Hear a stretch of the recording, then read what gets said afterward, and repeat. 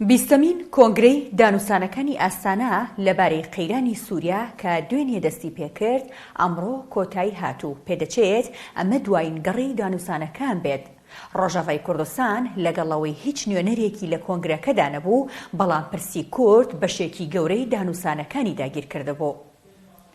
سووریا، تورکیا، ئێران و ڕووسیا یاریکەرە سەرەکیەکانی کۆنگرەی ئاستانان.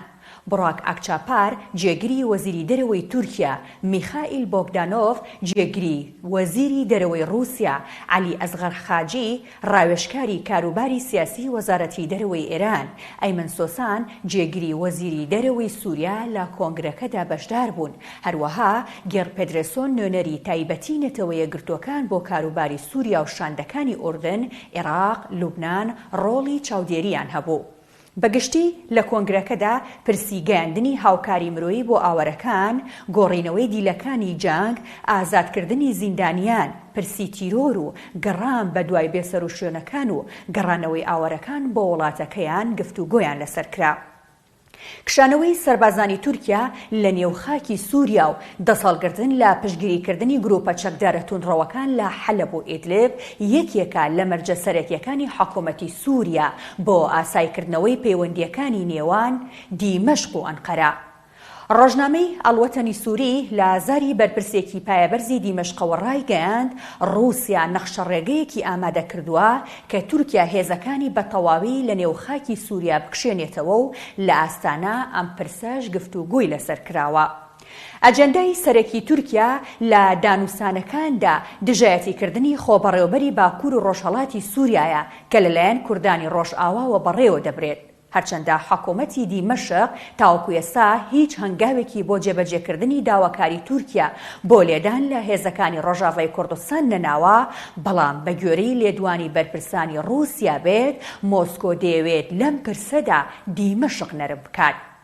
میخائیل بۆگدانۆف جێگیری وەزیری دەرەوەی ڕووسیا بەر لە دەستپێکردنی کۆبوونەوەی ئاستانە بۆ مێدیاکانی وڵاتەکەی قسەی کرد و ڕایگەیاند ئەمریکا لە دژی یەکپارچەی خاکی سووریا پشتگیری لە هێزەکانی سووریای دیموکرات دەکات و دەیەوێت لە نێو بەشێک لە خاکی سووریا دەوڵەتێکی زۆرینە کورد دروست بکات.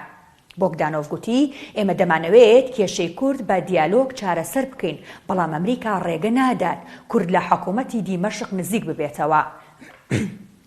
ئەیمن سۆسان جێگری وەزیری دەرەوەی سووریاش لەبارەی پرسی کورد لە لێدوانێکدا بۆ کەناڵی ڕووسیا تودەی گوتوویەتی کورد بەشێکی گرنگی سووریایە، زوو بێدیان درەنگ ئەمریکا خاکی سووریا بەجێ دەهێڵێت و هەوکاتە دۆسیەی کورد بە ئاسانی دادەخرێت. قسەکانی میخائیل بۆگدانۆف جێگیری وەزیری دەرەوەی ڕووسیا کە گوتوبووی ئەمریکا نایەڵێت کورد و دیمەشق گفتوگۆ بکەن نیگەرانی خۆبەڕێوەبەری ڕۆژاوای لێکەوتوتەوە و لە ڕاگەیەنراوێکدا دەڵێت لە کاتێکدا کە هیوامان وابوو ڕووسیا لا پرسی دیالۆگی نێوان ئێمە و دیمەشقدا ڕۆڵ بگێڕێت، بەڵام بانگەشەی بێمانە دەکات و ئەمەش دەبێتە هۆی ئەوەی تورکیا هێرشەکانی بۆ سەرناوچەکە زیاد بکات. ئەمڕۆ پاشنیوەڕۆ کۆبوونەوەکانی ئاستانە کۆتایی هاتوو چەند خاڵێک وەک دەرەنجامی گفتوگۆ و دانوسانەکان ڕاگەیەنران. لە بەشێکیدا دەڵێت جەختمان لەسەر پێویستی پشتیوانیکردن لە گەڕانەوەی پەنابەران بە شێوەیەکی شکۆمەندانە بۆ سووریا کردوتەوە. داوا لە کۆمەلگای نێودەوڵەتی دەکەین کە هاوکاری پێویست پێشکەش بە پەنابەران بکات. ئێمەش هاوکار دەبین لەگەڵ نەتەوە یەکگرتووەکان و ڕێکخراوە نێودەوڵەتیەکاندا. بە گوێرەی ئەنجامی کۆتایی دانوسانەکان باسی ئەوەش کراوە کە پێویستە دیلەکانی جەنگ ئازاد بکرێن و کەسانی بێ سەروشوێن بدۆزرێتەوە، هەرچەندە بەڕوونی باسی پرسی خۆبەڕێوەبەری باکوور و ڕۆژهەڵاتی سووریا نەکراوە، بەڵام ئاژانسی هاوارنیوزی سەربا خۆبەڕێوەبەریەکە لە هەواڵێکیدا دەڵێت لایەنەکانی کۆبوونەوەی ئاستانە ئەوانیان بە جووداخواست لە قەڵم داوە. قانات تۆمیچ جێگیری سەرۆکوەزیرانی کازاخستانیش کە وڵاتەکەی میوانداری بیستەم کۆنگرەی ئاستانەی ڕایگەیاند ئێمە سوپاسی هەوڵیشاندە بەشداربووەکان دەکەین بۆ کۆتایهێنان با قەیرانی سووریا.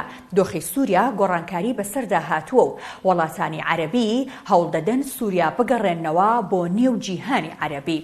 تۆمیچ باسی ئەوەشی کرد کە گەڕانەوەی سووریا بۆ نەوەکۆمکاری عەرەبی و پەیوەندیەکانی وڵاتی عەرەبی لەگەڵ دیمەشق کۆمەڵێک دەستکەوتن کە لە ئەنجامی هەوڵی لایەنە بەشداربووەکانی کۆبنەوەکانی ئاستانە بەدی هاتوون. باسی ئەوەشی کرد کە پێدەچێت ئەمە دوایین کۆبوونەوە بێت لەبارەی قەیرانی سووریا کە لە ئاستانە بەڕێوە بچێت. لەو بارەیەوە ئەلێکساندەر لاڤندێڤ ئەندامی شاندی دانوسانکاری رووسیا دوای کۆبوونەوەکە ڕایگەیاند پرۆسەی ئاستانە تەواو نەبووە، بەڵام ئەگەر کاغەستان دەیەوێت کۆبوونەوەکان بە وڵاتێکی دیکە بگوازێتەوە دەتوانین قسەی لەسەر بکەین و جێگەیەک هەڵبژێرین. بۆ نمونە رووسیا، تورکیا و ئێران دەتوانن بەنۆرە میوانداری کۆبوونەوەکان بکەن. قسەکانی جێگیری سەرۆکگۆزیرانی کازاخستان وا لێک دەدرێتەوە کە ئەو وڵاتە لە چارەسەری قەیرانی سووریا لە ڕێگەی کۆبوونەوەکانی ئاستانەوە بێهیوا بووە، بەڵام رووسیا پێداگری دەکات و دەیەوێت ڕێگە چارەیەک بە گوێرەی بەرژەوەندیەکانی بدۆزێتەوە.